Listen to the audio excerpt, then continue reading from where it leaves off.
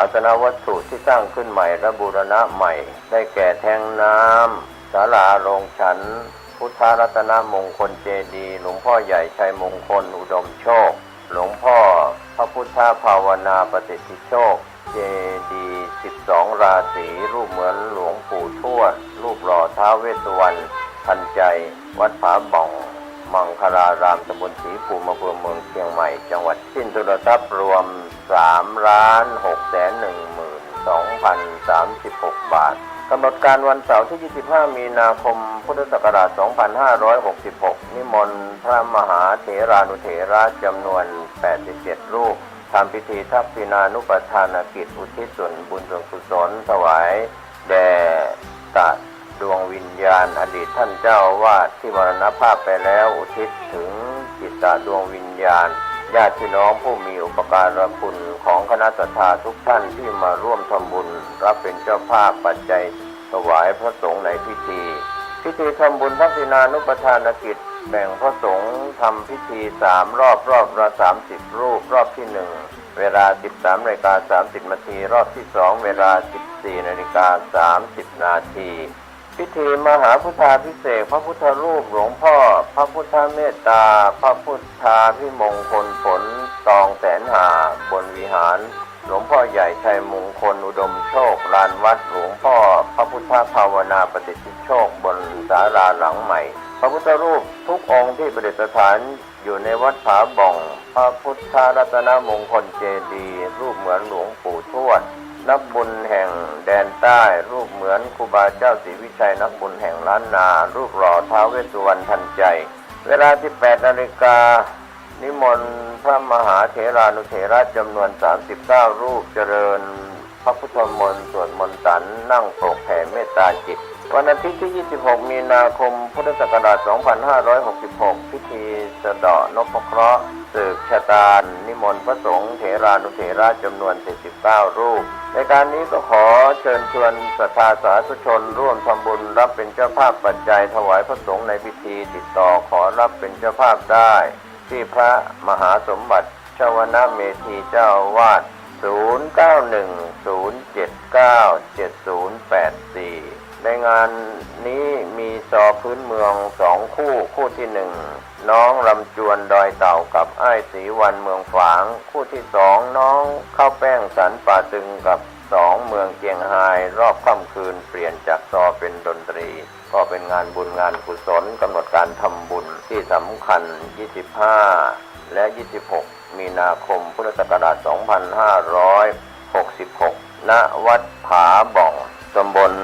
ศรีภูมิอำเภอเมืองจังหวัดเชียงใหม่เชิญท่านร่วมงานบุญนี้โดยพร้อมเพรียงกันบนฟ้าเปิ้นหัน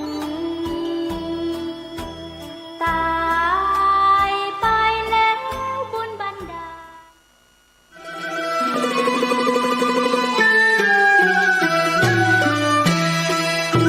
ขอเชิญร่วมทำบุญสร้างกระเบื้องดินเผาธรรมชาติบันไดพญานาควัดโบสถ์ชัยมงคลตำบลมะเขือแจ้อำเภอเมืองจังหวัดลำพูนแผ่นละ50 บาทตารางเมตรละ500 บาทร่วมทำบุญได้ที่ธนาคารกสิกรไทยหมายเลขบัญชี110-333-5287ชื่อบัญชีวัดโบสถ์ติดต่อสอบถาม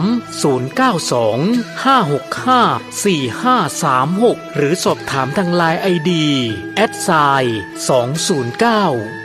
@209LIMJR การก่อสร้างบันไดนาคราชสู่พระนิพพานณปริยนันทธรรมสถานในครั้งนี้จึงนับว่าเป็นรากฐานแห่งความสมบูรณ์แห่งบุญอานิสงส์ในกองบุญครั้งนี้ส่งผลให้ผู้ร่วมสร้างมีชีวิตและทรัพย์สินที่มั่นคงแข็งแรงมีฤทธิ์เดชตบะมีทรัพย์ในดินสินในน้ำได้รับการคุ้มครองจากพยันตรายทั้งปวงเหมือนดั่งองค์นาคราชปกป้องพระพุทธศาสนาปลอดภัยจากอันตรายทั้งปวงทั้งโลกนี้และโลกหน้าทั้งยังเป็นการค้ำชูพระพุทธศาสนาให้มั่นคง ข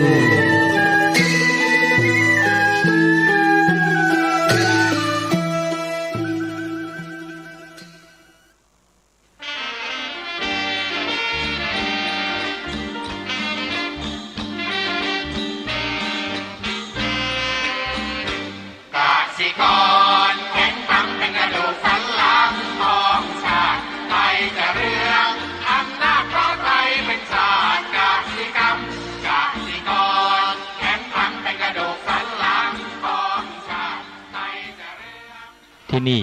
สถานีวิทยุ FM 104.50 เมกะเฮิรตซ์วัดฝายหินมหาวิทยาลัยเชียงใหม่จังหวัดเชียงใหม่รายการต่อจากนี้ไปขอเชิญท่านผู้ฟังทุกท่านเข้าสู่รายการดีมีคุณค่าน่าติดตามรายการเกษตรเพื่อชีวิตดำเนินรายการโดยกลุ่มรักเกษตรประสานงานโดยนายพิชัยคงพิทักษ์คณะเกษตรมหาวิทยาลัยเชียงใหม่หมายเลขโทรศัพท์053944030ขอเชิญทุกท่านติดตามรับฟังได้ณบัดนี้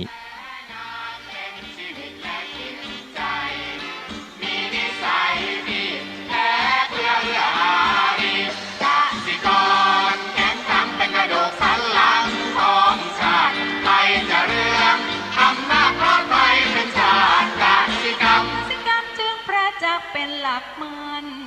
อาชีพสำคัญผู้ไทยที่ไร้สีใครจะเก็บใครจะแข็งแรงทวี สวัสดีครับท่านผู้ฟังพบกับรายการเกษตรเพื่อชีวิตสำหรับวันนี้เสนอเรื่องความสำเร็จก่อนเข้าสู่รายการก็มีธรรมะมาฝากท่านผู้ฟังหัวข้อจากหนังสือพจนานุกรมพุทธศาสตร์ฉบับประมวลศัพท์เรียบเรียงโดยเทพเวทีประยุทธ์โตมหาจุฬาลงกรณราชวิทยาลัยพิมพ์เผยแพร่ปี2533หัวข้อธรรมะวันนี้คือวิสาสะคำว่าวิสาสะแปลว่าความคุ้นเคยความสนิทสนมการถือว่าเป็นกันเองนะอันนี้คือความหมายที่หนึ่งความหมายที่สองก็คือว่าความนอนใจดังพุทธดำรัสว่าภิกษุเธอยังไม่ถึงความสิ้นอาสวะแล้วอย่าได้ถึงวิสาสะคือความนอนใจอันนี้ก็เป็นข้อคิดนะอย่างหนึ่งก็ว่าพระองค์ตรงว่าตรงนี้เตือนอย่างนี้ก็เพราะว่าถ้าเราปฏิบัติอะไรก็ตามเนี่ยยังไม่สิ้นสวะคือสิ้นกิเลสต่างๆทั้งหมดก็อย่าได้นอนใจอย่าได้พักใจอย่าหยุดนิ่งต้องพิจารณาทำต่อเนื่องจนทั้งสำเร็จนะอันนี้เป็นข้อเตือนขึ้นมานะบางทีที่บอกวิสาสะความคุ้นเคยแน่นอนก็เป็นตัวหนึ่งเราคุ้นเคยอะไรต่างๆสนิทสนมถือเป็นกันเองนะมันทำให้เรานั้นไม่เรียก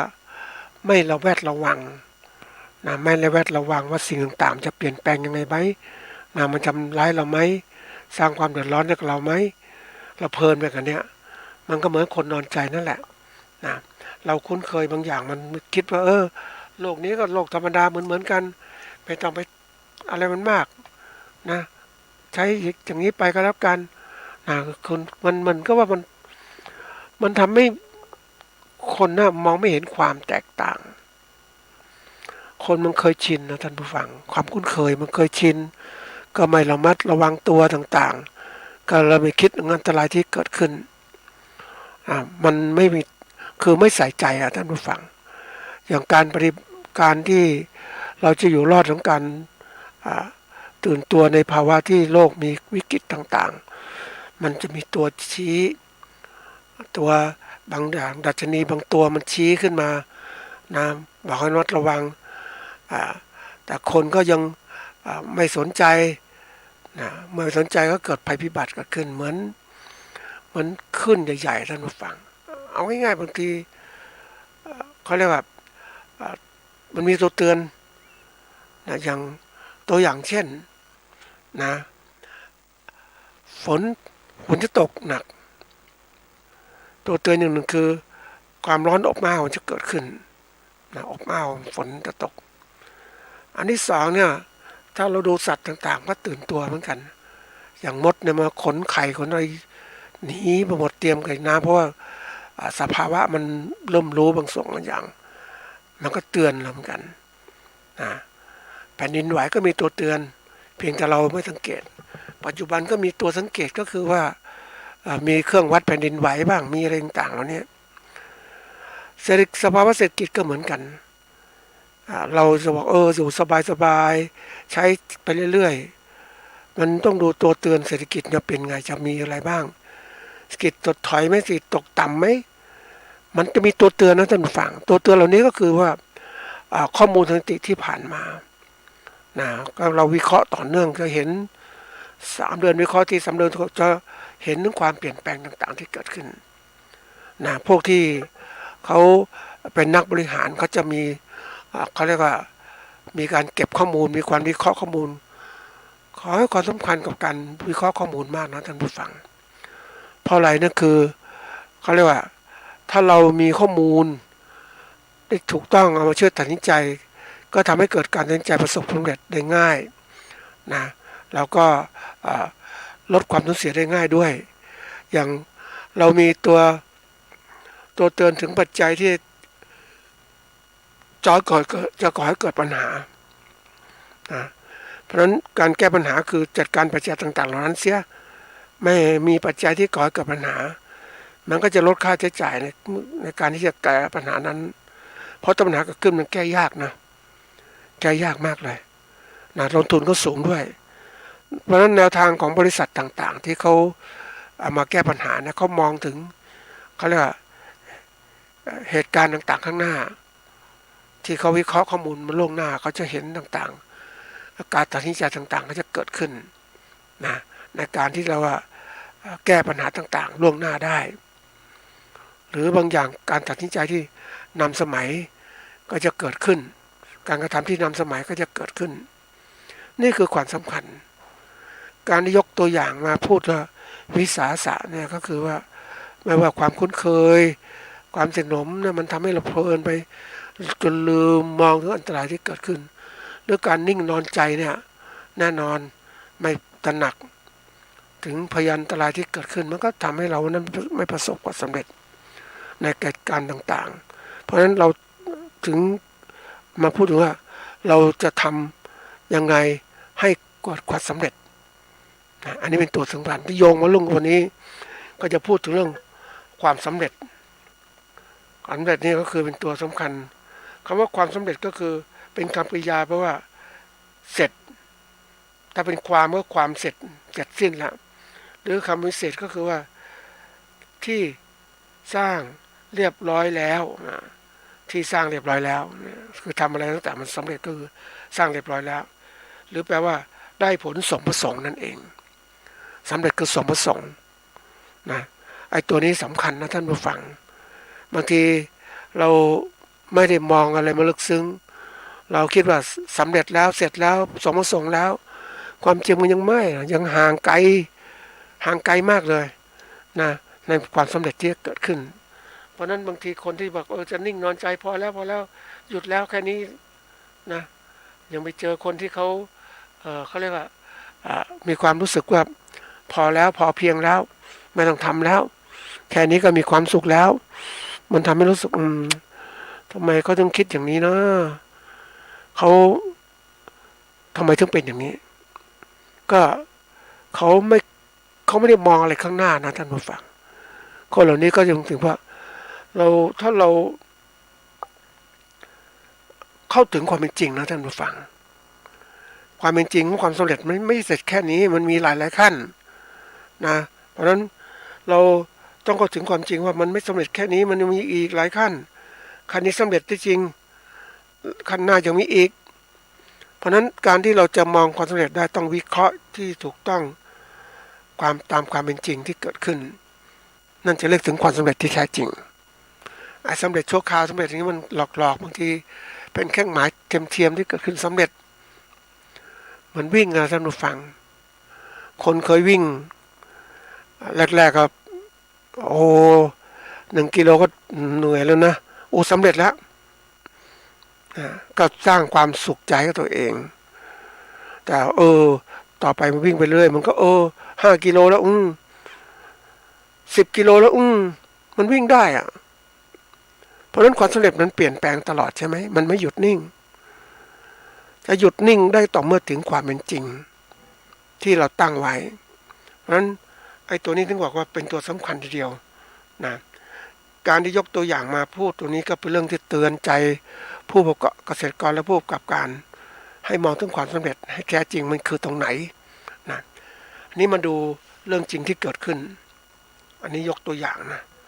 เป็นเรื่องจริงเนี่ยก็ยกขึ้นมาเป็นตัวอย่างพิจารณาดู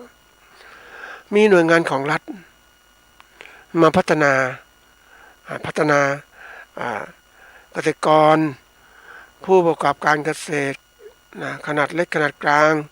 ขนาดใหญ่และพ่อค้านะเขาเปิดอบรมหลักสูตรเดียวกันเลยท่านผู้ฟังมุ่งหวังให้เกิดการพัฒนาเขาเรียกการเศรษฐกิจนะพัฒนาเศรษฐกิจเพื่อการค้าขายเพื่อการผลิตและค้าขายนะทำให้เกิดการพัฒนาประเทศเพราะฉะนั้นบุคคลเป้าหมายนี่ก็ทุกขนาดทุกอาชีพแหละนะที่ยกตัวอย่างคือเกษตรกรผู้ประกอบการเกษตรขนาดเล็กขนาดกลางขนาดใหญ่และพ่อค้าเข้ามาร่วมด้วยเขาถือว่าบุคคลผู้มีส่วนได้ส่วนเสียควรจะมาเข้ารับรู้เหตุการณ์ต่างๆโดยพร้อมเพรียงกันนะเพราะฉะนั้นเขาจึงจัดการอบรมนี้เกิดขึ้นนี่อะไรอบรมเกิดขึ้นมันอบรมเกิดขึ้นจริงๆเขาก็ทำเขามีเป้าหมายอย่างนั้นเขาให้ความรู้ให้ความรู้ไม่พอให้การปฏิบัติด้วยนะให้กับผู้ที่เข้ารับอบรมต่างๆการไม่ว่าจะเรื่องของการผลิตสินค้าการค้าขายทางออนไลน์และออฟไลน์ต่างๆนะทั้งหมดเลยทีนี้ขอให้ความรู้เสร็จแล้วจะใช้เวลาประมาณ3 วันนะเต็มที่เลยแล้วเขาก็วัดความสำเร็จของเขาการวัดความสำเร็จของการทำงานของเขาเนี่ยของส่วนราชการนี้ก็คือว่ามีผู้เข้ารับการอบรมเท่าไหร่นะแล้วก็อันที่1อันที่2ผู้รับการอบรมมีความรู้เพิ่มเติมมากไหมเขาก็วัดเท่านี้นะนี่ความสำเร็จของเขานะเขาจัดงานได้แล้วเนี่ยแต่เขาไม่ได้เขาถือว่าตัวนี้สำเร็จในการอบรมแล้วนะเขามีตั้งอบรมพัฒนาเนี่ยให้ความรู้คนก็สำเร็จนะแต่ทีนี้เขาไม่ได้วัดถึงการที่บุคคลจะนำความรู้นี้ไปใช้ให้เกิดผลประโยชน์หรือพัฒนาเศรษฐกิจของประเทศการค้าขายได้เต็มที่หรือไม่เขาไม่ได้ติดตามก็ถามว่าเขาวัดความสำเร็จของเขาแค่นั้นแต่ของจริงเวลาทำอะไรแล้วแต่มันต้องถึงความสำเร็จที่แท้จริงคือบุคคลที่เกี่ยวข้องนะไปนำความรู้เหล่านั้นไปสร้างสรรค์พัฒนาเศรษฐกิจของตนให้เกิดความสำเร็จเมื่อเราสอนนักเรียนนั้นเราท่านผู้ฟังนักเรียนสอนไปแล้วให้เขาอ่านออกเขียนได้ก็ถือว่าเราสำเร็จใช่สำเร็จแค่นี้นะสำเร็จเขาอ่านออกเขียนได้แต่เขาเขียนได้ดีไหมเขาไปขึ้นป.2 ป.3 ป.4 เขาเอาความรู้ต่างๆไปใช้ไหมต่อยอดยังไงบ้างนี่คือสิ่งที่เราวัดเพราะฉะนั้นการวัดผลบางทีก็วัดบางคนก็วัดสำเร็จสั้นๆสมประสงค์ตามที่สั้นๆที่เขาคิดบางคนก็วัดยาวนะอันนี้เป็นสิ่งที่ต้องมองนะท่านผู้ฟังจะคิดว่าเราทำแค่นี้เราก็วิสัยทัศน์เรามีเท่านี้เราทำแบบเท่านี้จริงๆแล้วมันห่างไกลจากความจริงมากนะท่านผู้ฟังเหมือนอย่างหนึ่งนะตัวอย่างมีการอบรมการฝึกสมาธิให้กับคนทั่วไปอันนี้ปรากฏว่าคนผู้ที่อบรมเนี่ยเขาก็บอกว่าเขาวัดว่า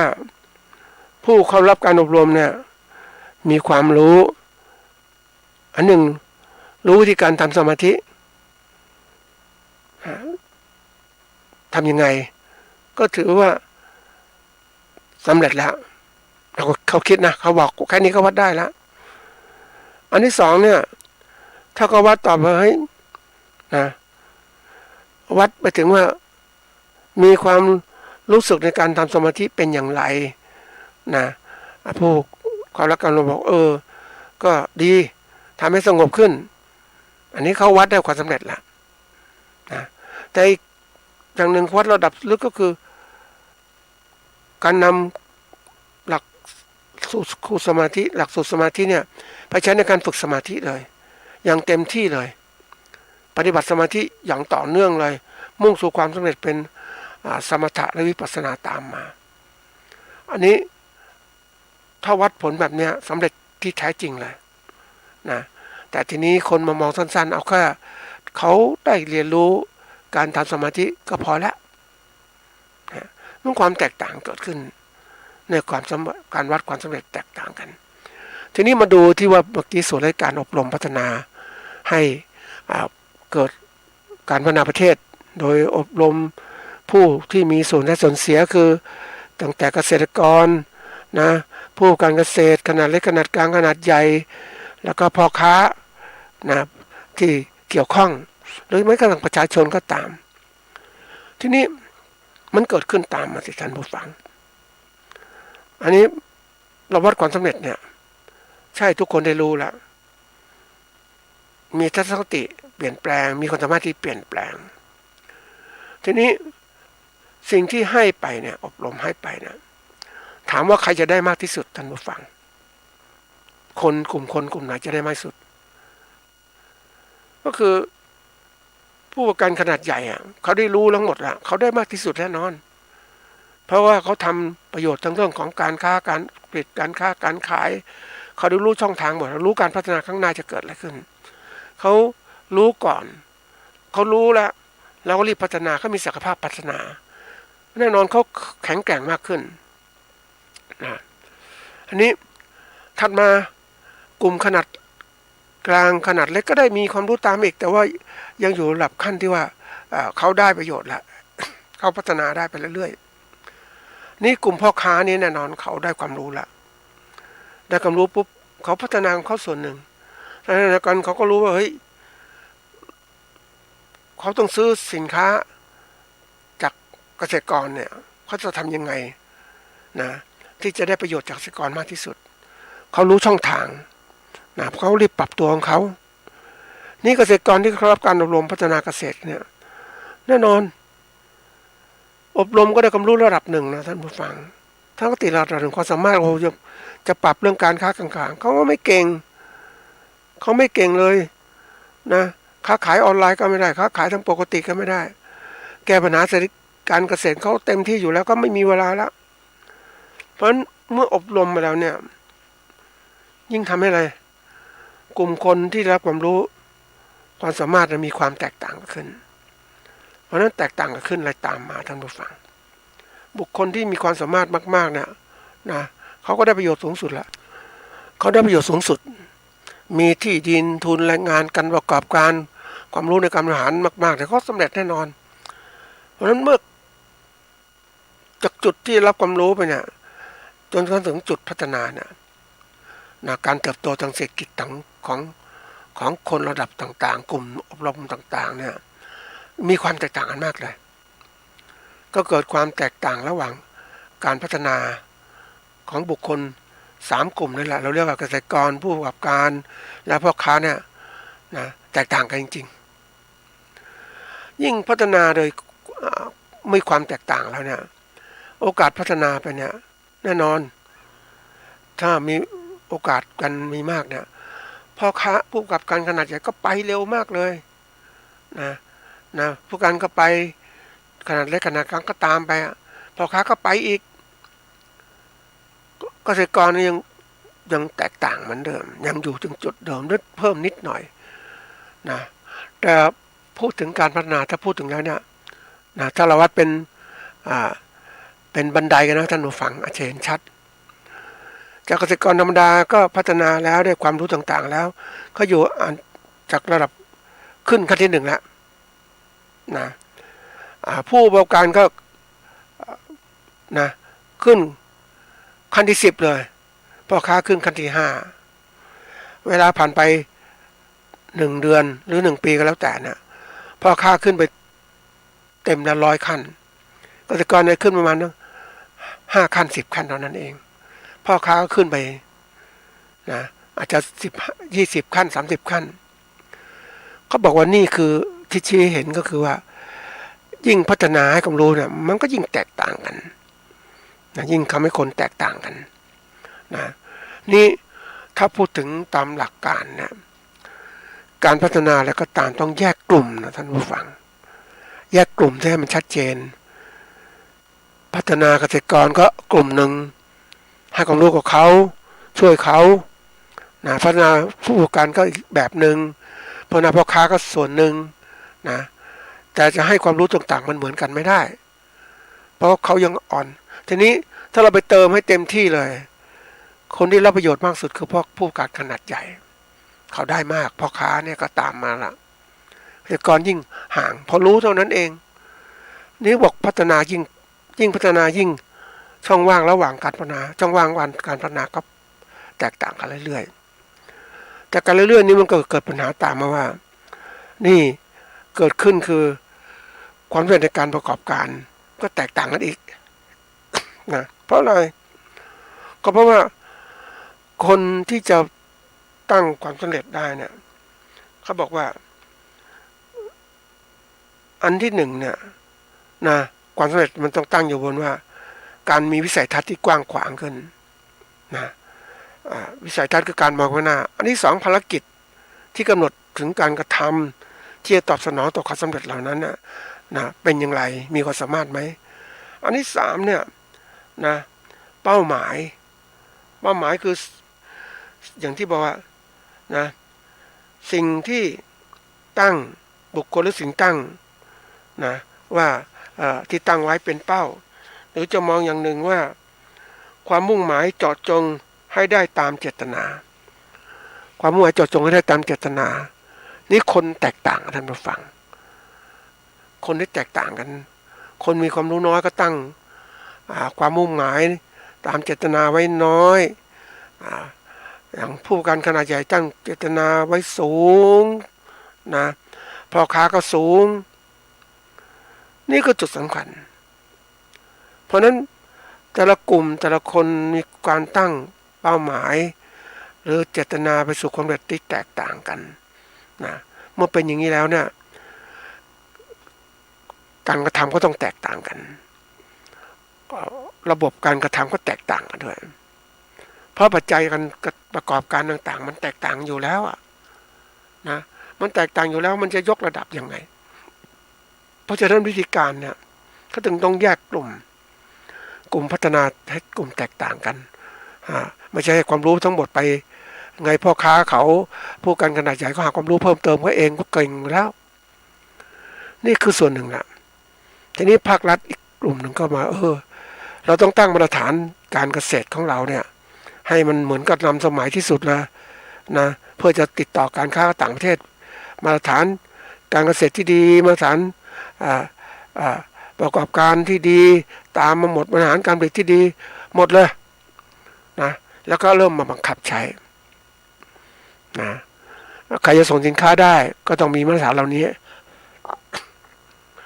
นี่พ่อค้าเขามีความสามารถเขาก็ไปก่อนพ่อค้าผู้ประกอบการก็ไปได้เกษตรกรทำยังไงนี่คือเรื่องใหญ่นะท่านผู้ฟังเกษตรกรตกอยู่ภายใต้ความยากลำบากของการที่จะพัฒนาไปสู่การแข่งขันนะมันลำบากเพราะว่าการผลิตต่างๆคือข้อจำกัดมันเยอะมากปุ๊บทำให้เขาเนี่ยไม่มีโอกาสที่จะพัฒนาไปไกลขนาดนั้นแต่เมื่อรัฐเปิดเสรีบอกว่าต้องอบรมทุกคนมีส่วนได้เสียเขารู้หมดเลยปุ๊บเนี่ยมันก็เกิดว่าไอ้คนรู้น่ะรู้ได้รู้แล้วทำได้ดีได้ประสบผลว่าโอเคเขาสำเร็จแต่คนรู้แล้วทำไม่ได้จะบอกเขาสำเร็จไหมบอกไม่ได้เพราะว่าเขายังทำไม่ได้ กฎเกณฑ์ระเบียบต่างๆที่สร้างขึ้นมาเนี่ยมันสร้างปัญหาเกิดขึ้นมากถึงวันนี้ที่บอกว่าเรากำลังแข่งขันกับผู้ประกอบการขนาดใหญ่ขนาดกลางนะเกษตรกรเนี่ยแข่งขันลำบากนะมันเป็นสิ่งที่เกิดขึ้นแล้วจริงๆเราจะแก้ปัญหาได้อย่างไรวันนั้นบางทีต้องมาบอกเฮ้ยต้องมาคัดสรรคนที่จะพัฒนาไปทีละชุดผู้ประกอบการขนาดใหญ่ก็ไม่ต้องพัฒนาเขาแล้วล่ะขนาดเล็กขนาดกลางพัฒนาไปให้มันสู้เป็นผู้ประกอบการขนาดใหญ่ซึ่งเขาจะมาหาลูกซื้อสินค้าเกษตรจากเกษตรกร นี่ทำให้เกิดการแข่งขันแต่ทีนี้ผู้ประกันก็สู้กันไม่ได้รายใหญ่ก็เอาชนะไปหมดละยึดไปหมดขนาดเล็กขนาดกลางฟันฝ่าก็จะขึ้นได้ยากมากเลยพ่อค้านี่เขาแน่นอนซื้อมาขายไปเอากำไรให้ช่วงๆเขาอยู่ได้นะเขาอยู่ได้นะก็อยู่ได้สบายเขาปรับตัวได้แต่เกษตรกรลำบากทีเดียว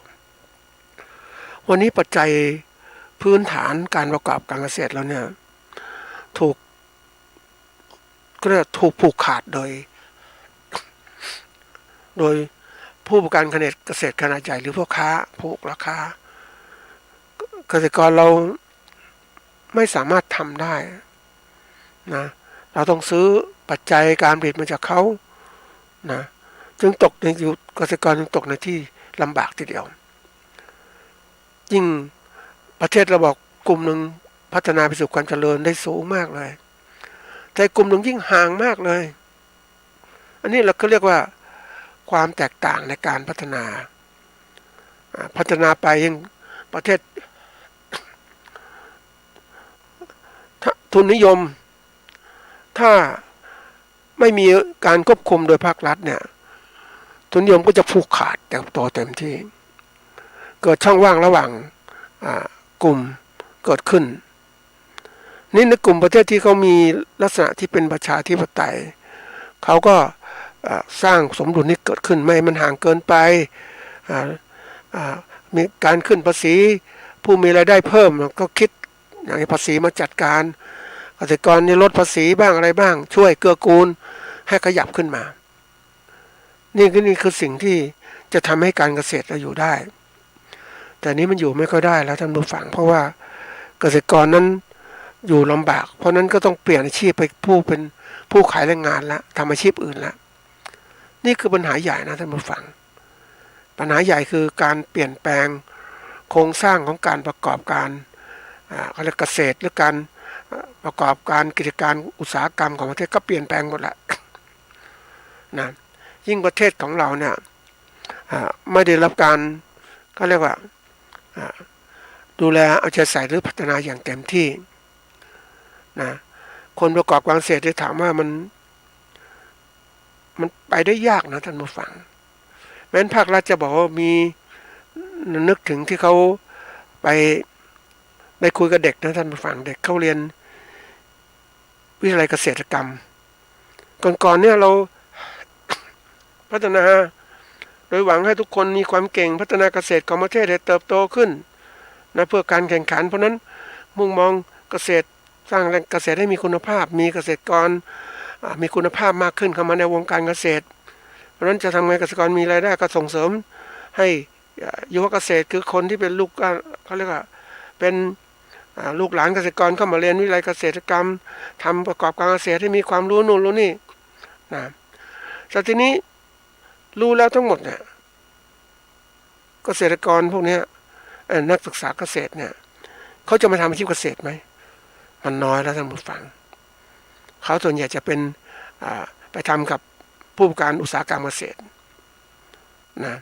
ผู้ที่จะทำเกษตรเหล่านี้อยู่เนี่ยมันจะมีความรู้ก็เป็นผู้ประกอบการเกษตรขนาดใหญ่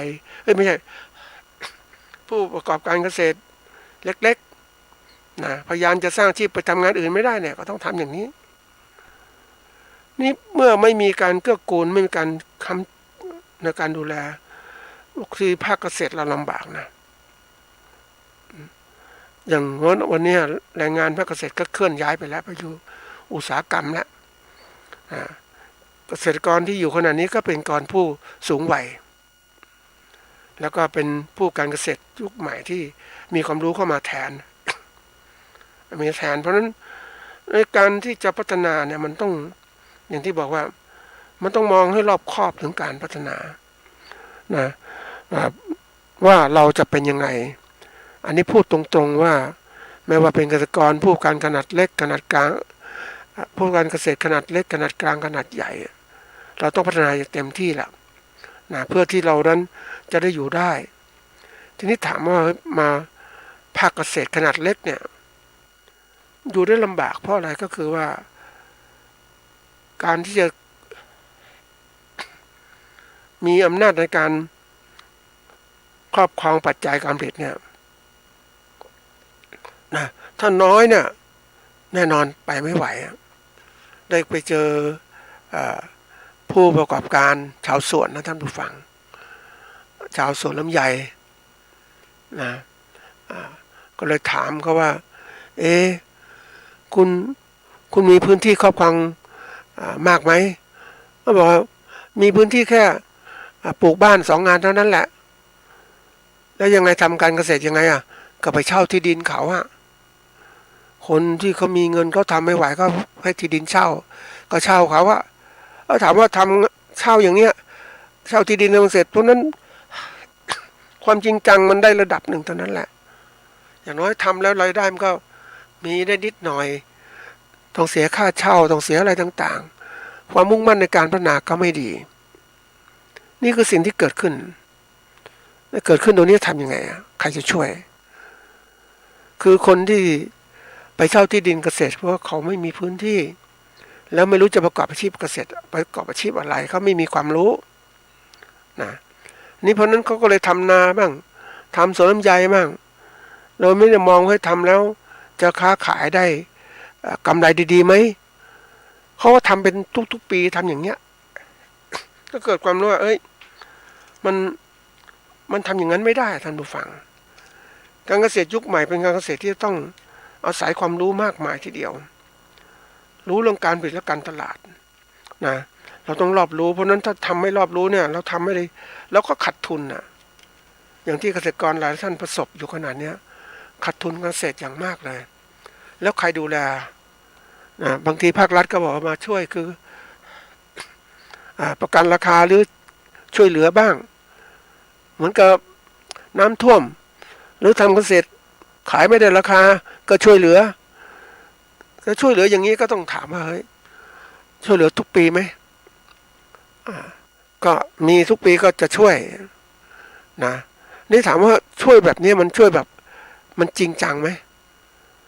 มันไม่ได้จริงจังเงินไปก็สมมติช่วยได้เงินซื้อปัจจัยเรื่องนู้นเรื่องนี้ถามว่าจะช่วยจริงๆมันช่วยหาการตลาดให้เขาในการที่ทำให้เขาผลิตสินค้าเกษตรได้ดีใช่ไหมอันนี้คือตัวสำคัญนะท่านผู้ฟังเหมือนชาวนาญี่ปุ่นที่ภาครัฐเกื้อกูลอย่างมากเลยเพราะว่าถ้าชาวนาญี่ปุ่นไม่ทำนาเนี่ยอาหารการกินก็จะลำบากแหละความมั่นคงอาหารเขาไม่พอเพราะทุกคนเนี่ยเขาก็จะออกจากภาคเกษตรไปแล้วไปอยู่ภาคอุตสาหกรรมเพราะรายได้ดีกว่าภาคเกษตรเนี่ยถ้าไม่มีการเกื้อกูลอย่างเนี้ยเขาก็อยู่ไม่ได้เพราะนั้นวันนี้ประเทศอย่างเราเนี่ยนะเราต้องเตรียมตัวละวันเนี้ยมันจะเกิดของการผลิตที่เปลี่ยนแปลงแล้ว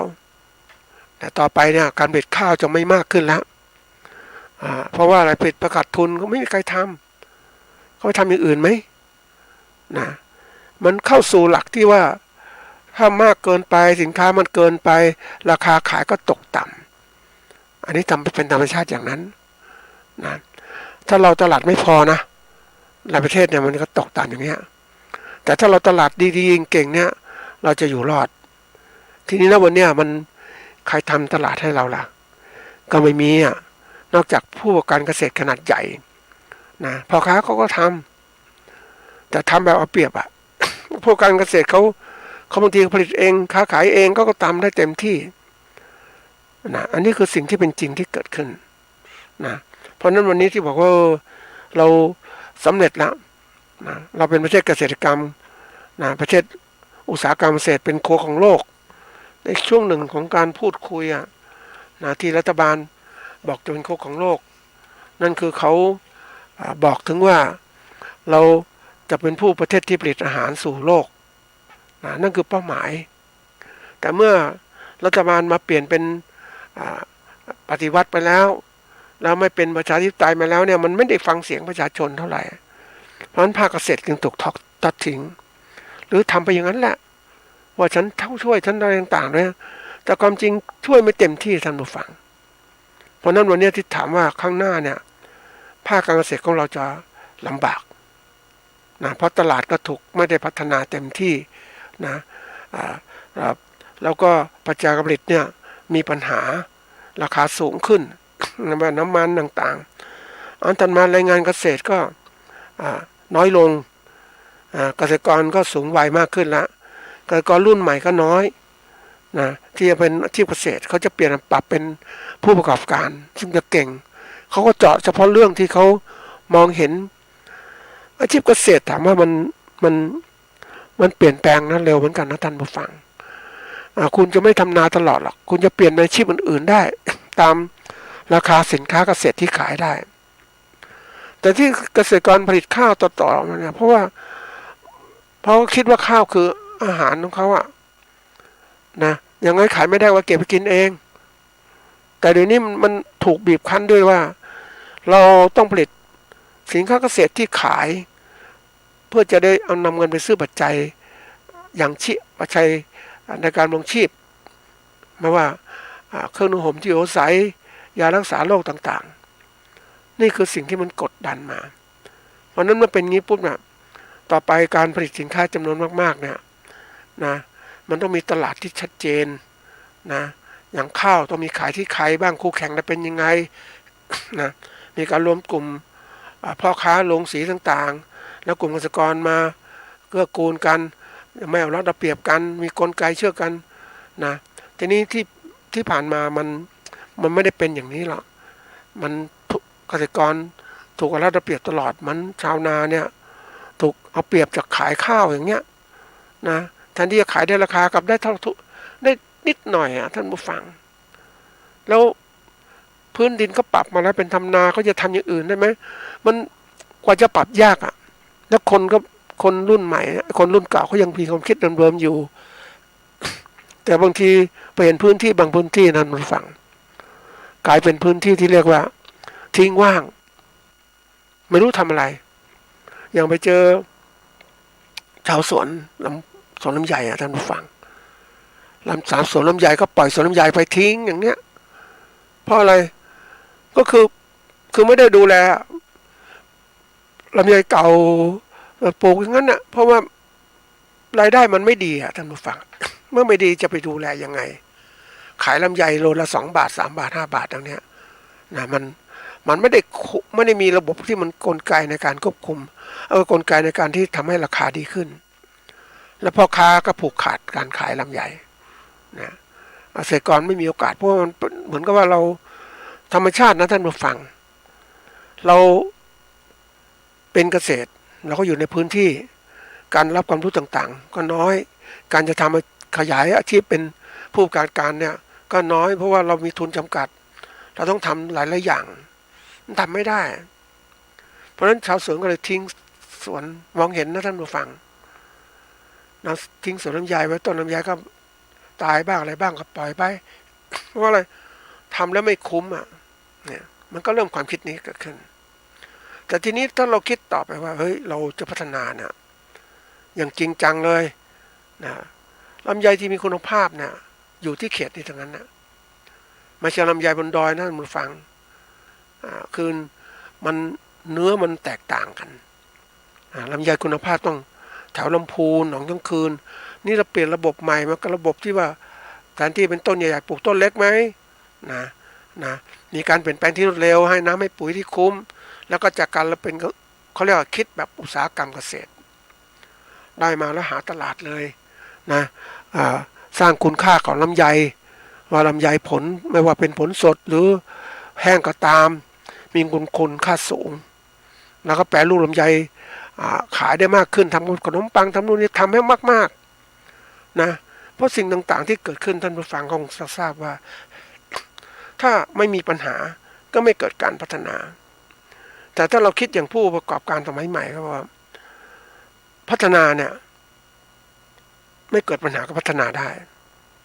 นั่นก็คือการตั้งข้อสงสัยตั้งปัญหาขึ้นมาปัญหาที่สมมุติฐานตั้งขึ้นมานะก็คิดหาทางออกเตรียมการอย่างเราจะพัฒนาลำไยให้มีคุณภาพสูงก็มีการพัฒนาลำไยมีคุณภาพสูงนะแต่พัฒนาไปแค่นั้นแหละไม่ได้สร้างตลาดที่ต่อเนื่องนะไม่ได้โฆษณาทั้งการค้าการขายนะการที่เดี๋ยวนี้มีการทำหลายอย่างในภาคเหนือนะนมล้านนาอะไรต่างเนี่ยนะมีทุกอย่างเลย แต่ไม่ได้พัฒนาตลาดเพราะอะไรกระทรวงพาณิชย์ไม่ได้มายุ่งเกี่ยวอะไรทั้งนี้พัฒนาอยู่ภาคเกษตรมันก็จมอยู่อย่างนี้คนเราเนี่ยท่านผู้ฟังจะต้องเปิดกว้างในการที่นำความคิดต่างๆในพัฒนานะพัฒนาให้มันเต็มที่เลยนะเพราะนั้นเราต้องวางแผนว่าเฮ้ยต้องทำยังไงแล้วเข้าถึงยังไงแล้วก็อย่างถ้าเราทำได้ก็สร้างเกษตรกรเป็นผู้ประกอบการแล้วก็การขนาดเล็กขนาดกลางขนาดใหญ่ทำมาขึ้นไหนขึ้นมาเอาตัวแทนมาขึ้นมาที่พัฒนาแล้วช่วยพัฒนาตลาดให้เขาได้ค้าขายได้ ไม่ต้องช่วยพ่อค้าเข้าไปได้แล้วแต่เราช่วยเกษตรกรให้กลายเป็นพ่อค้าโดยตรงเป็นผู้การเสียเพราะฉะนั้นในความมั่นคงการเกษตรเนี่ยนะที่รายการนี้พูดประจำก็คือว่าทำไมถึงบอกโอ้เป็นผู้ประกอบการเกษตรนะก็เพราะว่า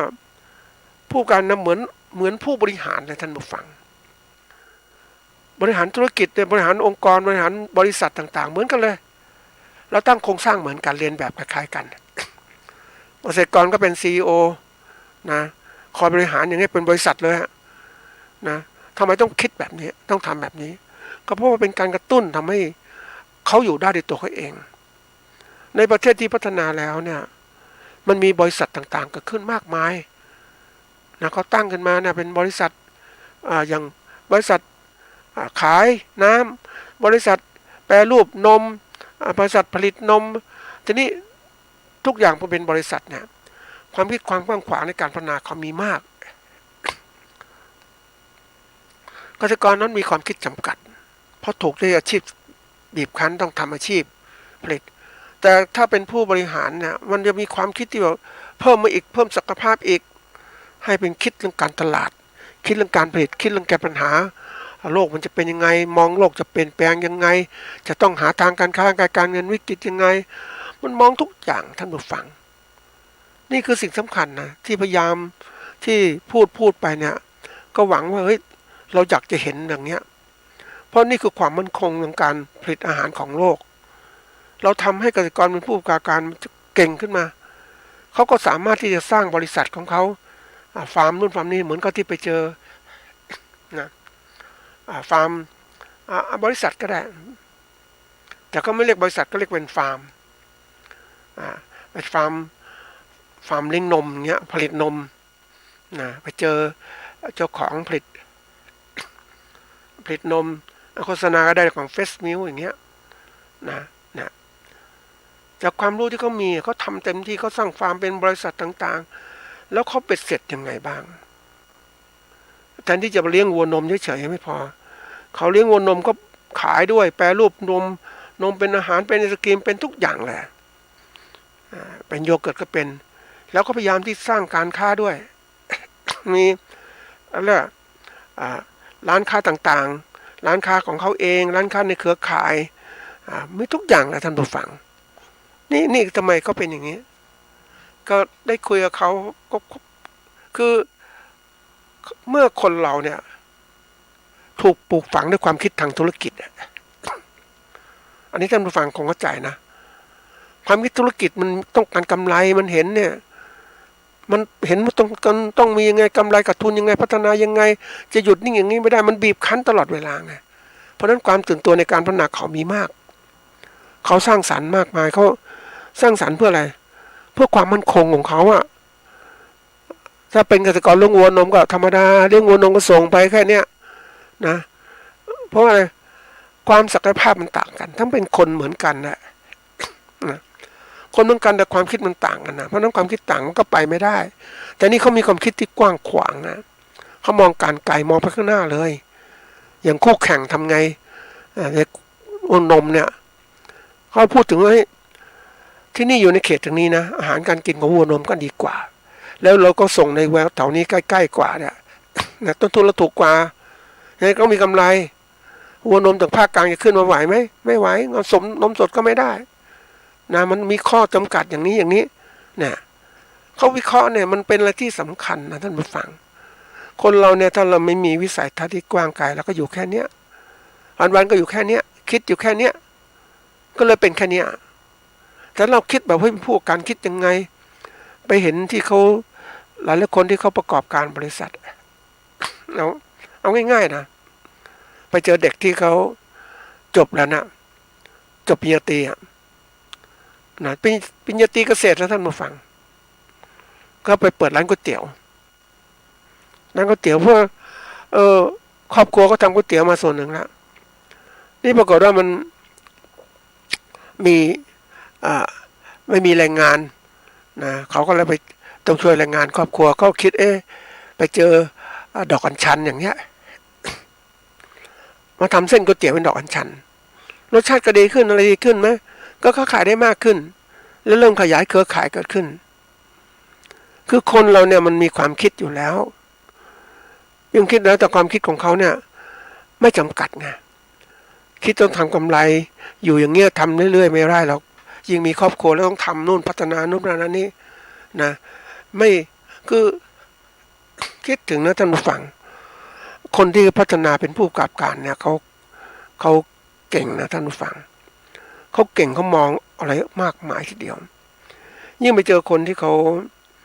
อย่างที่บอกว่านะทำเรียกกระเทียมกระเทียมดำนะแบล็กกาลิกเนี่ยนะอันนี้เป็นตัวอย่างนะท่านผู้ฟังอยากรู้ก็ไปดูนะเขาเห็นว่ากระเทียมไปต่างประเทศเนี่ยทำไมกระเทียมเขาทำแบบเนี้ยเขาค้าขายได้เรามีกระเทียมที่ประเทศไทยภาคเหนือปลูกเยอะแยะทำไมเราไม่ทำล่ะเกิดแนวคิดเกิดมาทำดิแล้วมันทำได้แล้วก็กลายเป็นกระเทียมโทนด้วยกระเทียมโดดๆเม็ดกลีบเดียวเลยล่ะทำได้ก็ลองทำได้ก็เริ่มที่พัฒนาการขายนี่ไม่พอก็คือว่าติดงานวิจัยนู่นนี่มันต้องมีวิจัยเสริมทำอยากรู้เรื่องนี้เขาขอข้อมูลขอให้ภาครัฐช่วยทำวิจัยโดยเขาก็ร่วมมือวิจัยด้วยมันก็สำเร็จเมื่อผลงานได้มาแล้วเขาก็ใช้ในบริษัทของเขานะแรกๆก็ถามเฮ้ยเป็นไงหนี้สินเยอะแยะไหมโอ้ต้อง8 หลักนะ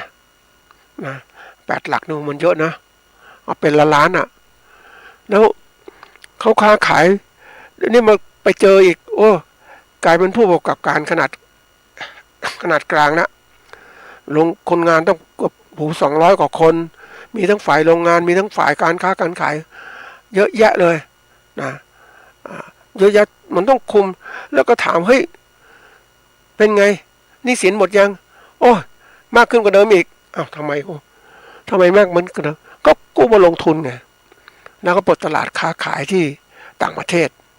นะทำได้ถือว่าเป็นได้ดีเพราะการที่ไม่หยุดนิ่งคือจากเด็กจบปริญญาธรรมดาแต่เมื่อเขาสู่เส้นทางของการเป็นผู้ประกอบการแล้วนะหรือเป็นเจ้าของบริษัท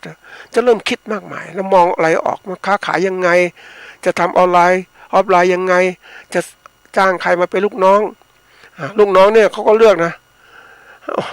บางทีบางส่วนต้องเป็นปริญญาตรีนะมันคุยกันรู้เรื่องบางส่วนเขาเป็นลูกฝ่ายผลิตอย่างนี้ในการจัดการต่างๆมันทำให้เห็นว่าเฮ้ยนี่คือการพัฒนาไม่หยุดยั้งแล้วนี่แหละคือลักษณะพัฒนาประเทศที่จะทำให้เติบโตอย่างนี้นะมันจะเป็นเรื่องเกิดผู้ประกอบการจากขนาดเล็กขนาดกลางใหญ่ขึ้นอันนี้ก็อยู่ในส่วนของการพัฒนาของประเทศที่เขาวางแผนไว้นะ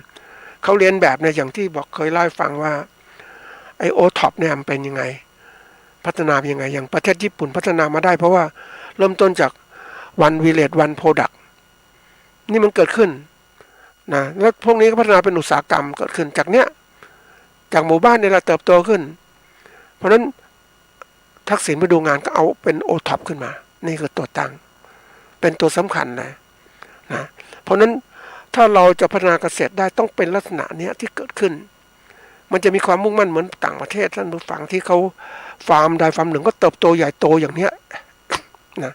เป็นอะไรที่ลงทุนมากๆหรือเกษตรกรผู้ปลูกอ้อยอย่างเนี้ยนะปลูกอ้อยมันไม่ธรรมดานะท่านผู้ฟังเกษตรกรเนี่ยมันจะมีหลายระดับแต่นี่ระดับที่มันจบปริญญาตรีนะเป็นเจ้าของ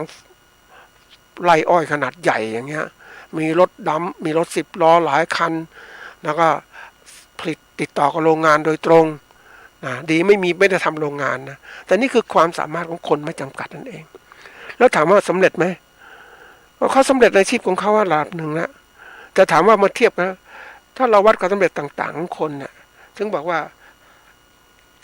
ได้ผลตามประสงค์นี่ก็คือสำเร็จแต่ประสงค์คนที่ระดับธรรมดาระดับเติบโตขึ้นมันผลประสงค์แตกต่างกันเพราะนั้นวันนี้ที่ทำไงเราอยากเป็นผู้ประสบความสำเร็จที่แท้จริงต้องตั้งเป้าหมายใหญ่โตขึ้นไม่ใช่เล็กแค่เนี้ยคิดแค่นี้พอแล้วแค่นี้นะเขาขายเท่านี้พอแล้วไม่คิดอะไรมากเราก็มีเท่านี้เราทำเท่านี้นะมันก็เลยกลายเป็นอยู่เท่านี้ไงแต่เด็กที่มันทำกระเทียมดำเนี่ยนะหรือเจ้าของเฟสมิลเนี่ยนะที่ทำนมขนาดใหญ่เนี่ยมันสำเร็จมันตั้งของเขาอะแรกๆเขาเป็นคนส่งนมนะนึกส่งนมส่งไปส่งมาขายนมผลิตนมมาเองเลยเอาทำหมดเลยท่านผู้ฟังเป็นสิ่งที่น่าสนใจใช่ไหมเราอยากได้ผู้การแบบเนี้ยนี่คือสิ่งที่เกิดขึ้นเพราะนั้นวันนี้จะพัฒนาเกษตรได้ต้องเป็นอย่างนี้นะจะสำเร็จได้ต้องทำอย่างนี้นะคือคนสร้างคนมีคุณภาพนั่นเอง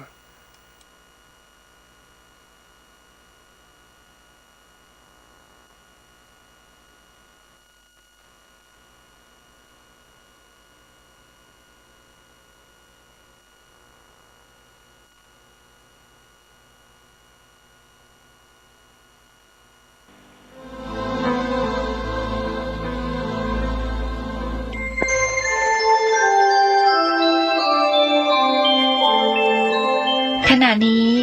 ท่านกำลังฟังสถานีวิทยุกระจายเสียง FM 104.5 เมกะเฮิรตซ์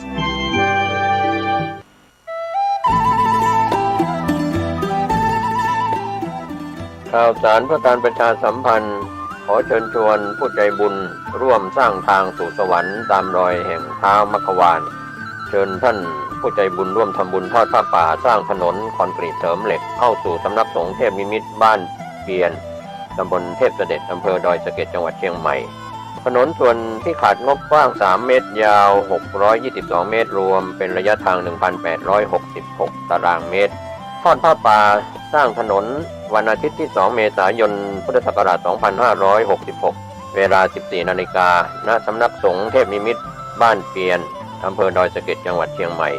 ประธานดำเนินการคณะสงฆ์ตำบลป่าเมี่ยงถึงเทพเสด็จคณะสงฆ์อำเภอดอยสะเก็ดคลื่นสีขาวพระครูชลทานพิทักษ์พระครูศรีปทุมรักษ์ท่านที่จะทำบุญออนไลน์ผ่านเลขที่บัญชีธนาคาร 020-154-602-913 ชื่อกองทุนพัฒนาสำนักสงฆ์เทพนิมิตรบ้านเปียนธนาคารเพื่อการเกษตรและสหกรณ์การเกษตรสาขาดอยสะเก็ดธนาคารธกส.สอบถามรายละเอียดและร่วมบริจาคได้ที่